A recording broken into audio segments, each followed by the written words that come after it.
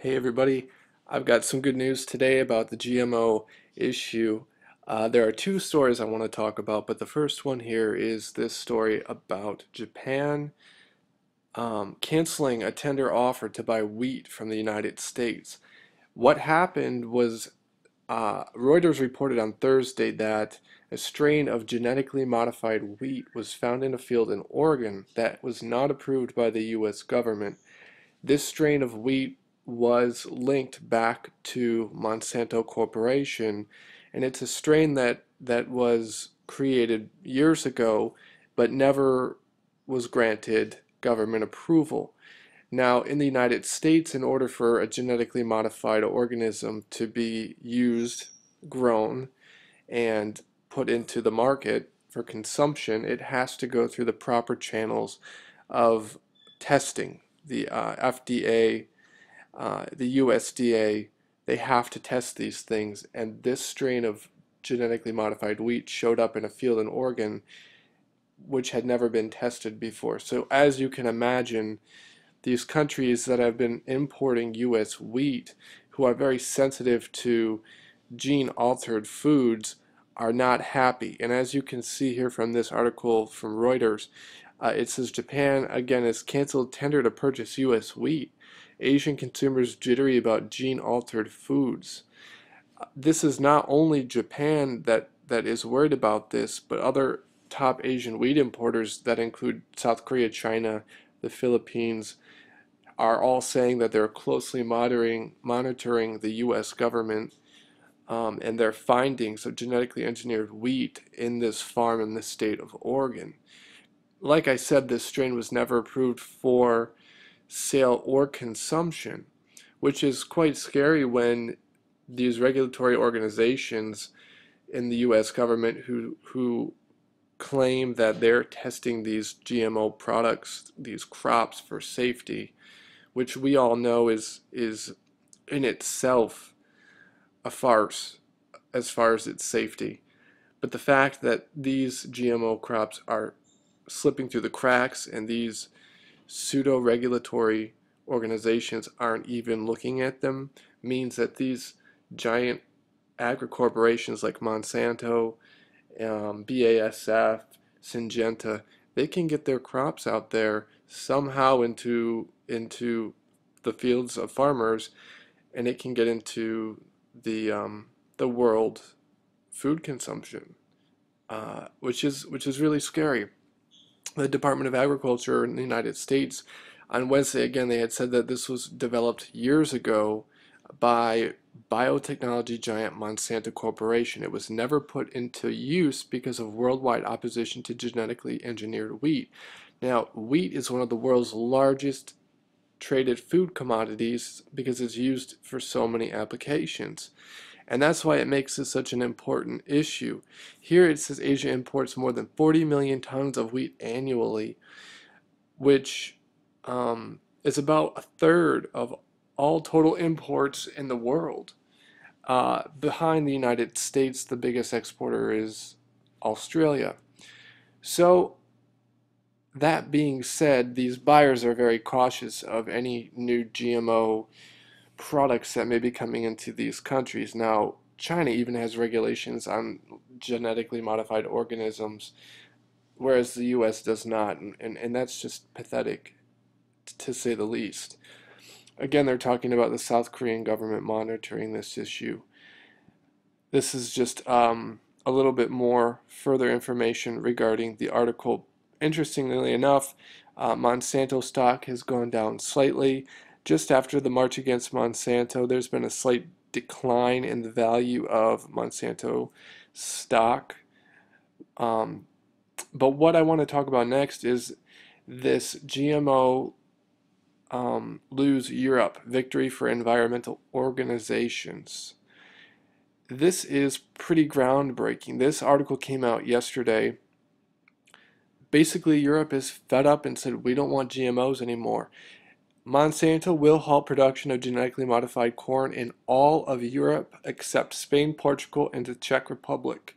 The agribusiness multinational states not to spend any more money on trials, development, marketing, court cases, or anything else to get genetically modified corn accepted in Europe.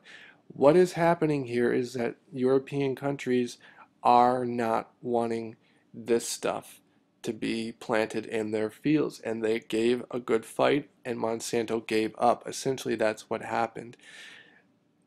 Except for Spain and Portugal, all of these other countries are still resisting, and Monsanto and these agribusinesses gave in. Not only Monsanto, but BASF stopped all biotech research in Europe in 2012, along with Syngenta. Those are uh, two of the largest genetically modified GE companies in the world after Monsanto. So this is absolutely a huge, huge victory for the people of Europe. Now, what I want to show you next here is this video of Brandon uh, Mitchiner. He is the well. Let me tell you about a little bit about him. What he said. He said in Europe, Monsanto only sells genetically modified corn in 3 countries. GM corn represents less than 1% of EU corn cultivation by land area. Field trials are only in progress in 3 countries. And Brandon Mitchiner, he is the public affairs lead for Monsanto in Europe and the Middle East. And he gave an interview discussing this moving out of Europe with genetically modified crops.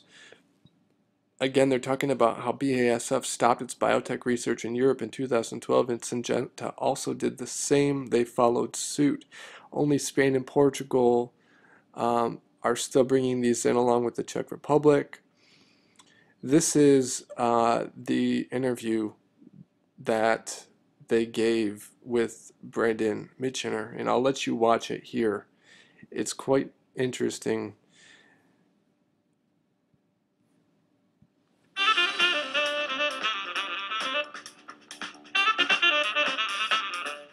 Well, Monsanto tried for many years to convince people that genetically modified foods were safe, and the European public was just not convinced despite our best efforts. So we made a strategic decision in 2011 to focus entirely on hybrid or conventional, normal crops, corn, oilseed, rape, and vegetables. And that's all that we're selling everywhere but Spain and Portugal, where the GM crops are welcome. And how come you didn't tell that in public? Well, we have told this in public. We've told many people that we are going to sell the genetically modified foods only where they enjoy broad farmer support, broad political support, and a functioning regulatory system.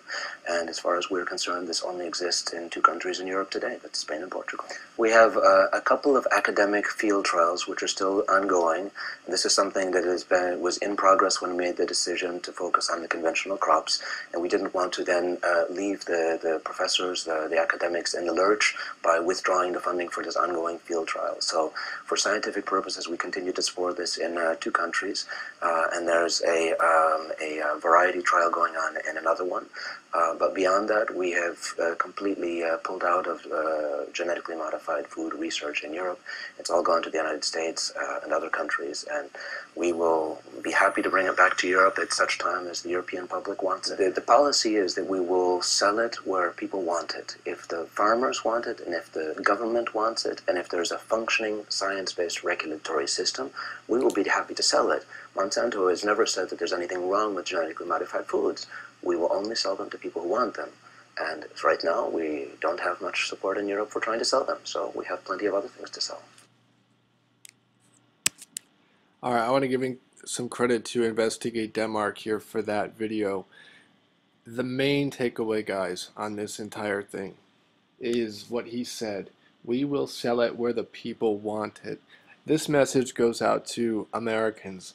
We have to protest against our government to get them to stop accepting Monsanto's lobbying dollars.